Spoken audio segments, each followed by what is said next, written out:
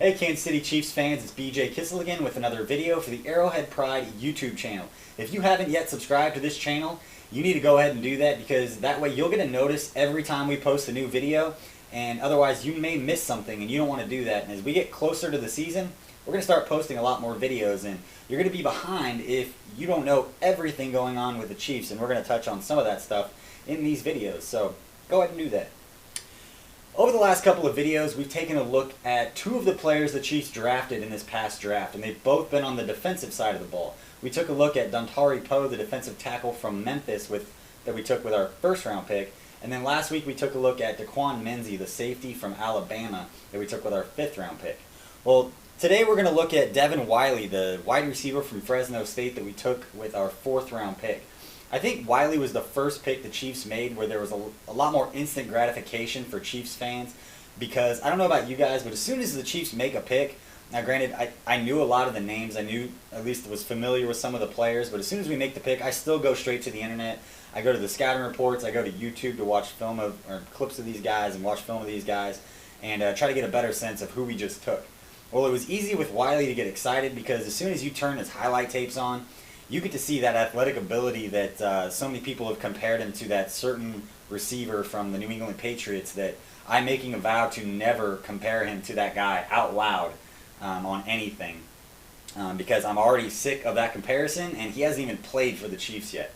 So I'm not going to make that comparison. I don't know about you guys, go ahead, but I'm not doing that anymore. But I think that there was a lot of instant gratification because you can see the punt return touchdowns, you can see the big plays, and it's something that it's easy to get excited about when you see that. So we're going to take a look at 4 plays from Devon Wylie when he was at Fresno State. And like I said, on these videos and these clips, it's going to be a little different in the season, but for right now, these aren't going to be any kind of in-depth clips because I don't have access to a lot of game film. So I just took 4 things that I noticed. A couple of things are going to be real obvious to everybody that everybody should get excited about. A couple of the other things may not be quite as obvious when you watch them the first time. So we're looking at Devon Wylie here, and he's not a big guy. I think when everybody talks about his comparisons to that certain wide receiver for the New England Patriots, you don't see a big physical. You're not seeing a John Baldwin. You're seeing a guy that, for all intents and purposes, can play in the slot. I think that's where a lot of people have talked about him, although he even said so himself that he could play on the outside.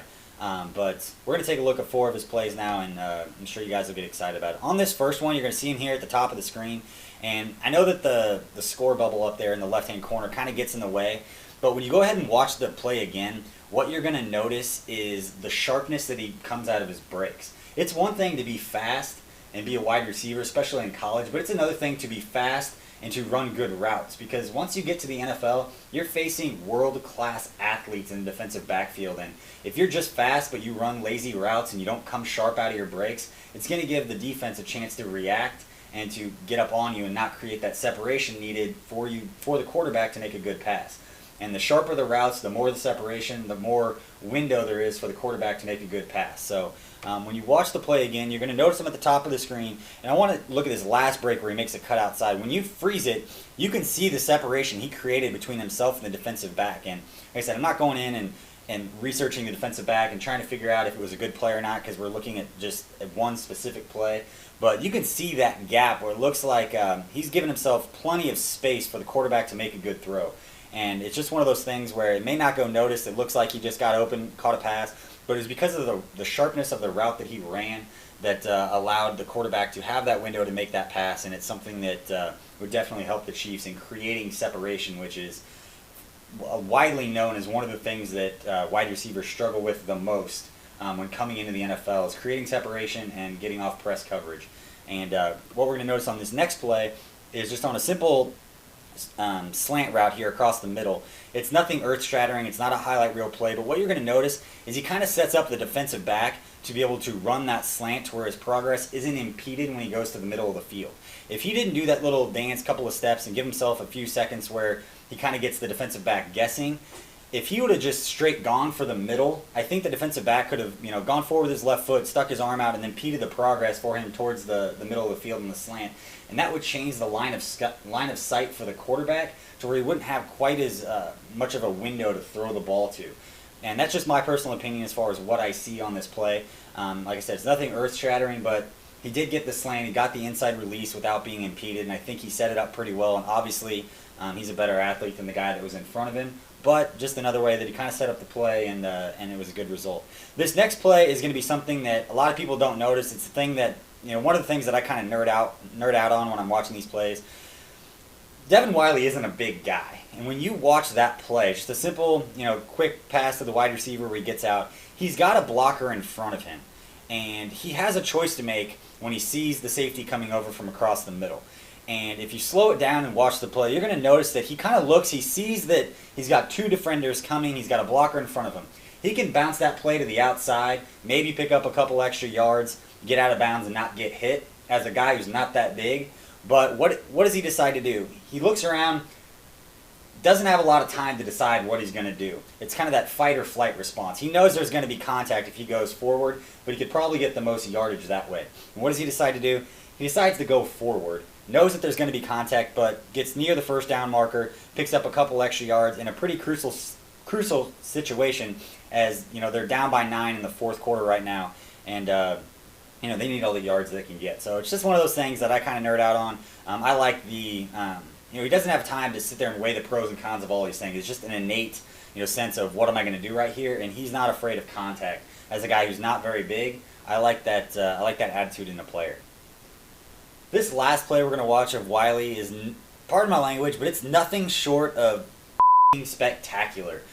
This play specifically would get any Chiefs fan excited about the fact that he's now on our team.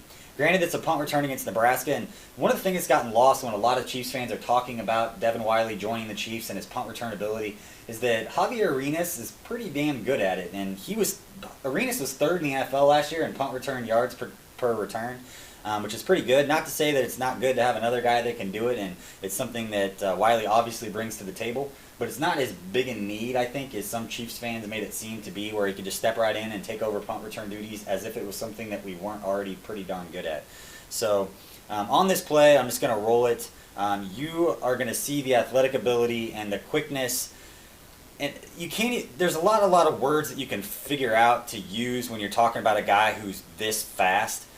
Those are some pretty sick moves, especially that last one and then this one on the punter.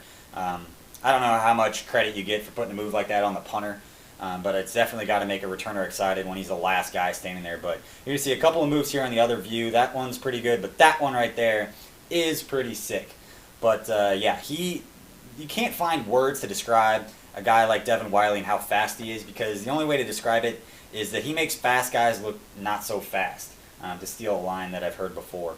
And I think that watching this play, Chiefs fans will get all the knowledge they need to know as far as the athletic ability and the playmaking ability of Devon Wylie. So definitely a player that Chiefs fans should get excited about, and definitely a player that should necessarily make a pretty good impact right away for the Chiefs, because he can make plays like that. So that's a look at Devon Wylie for the new Arrowhead Pride YouTube channel. I'm BJ Kissel. Don't forget to subscribe to the channel and let me know what you think about these videos on Twitter at bkissel7. So I'll see you guys next time.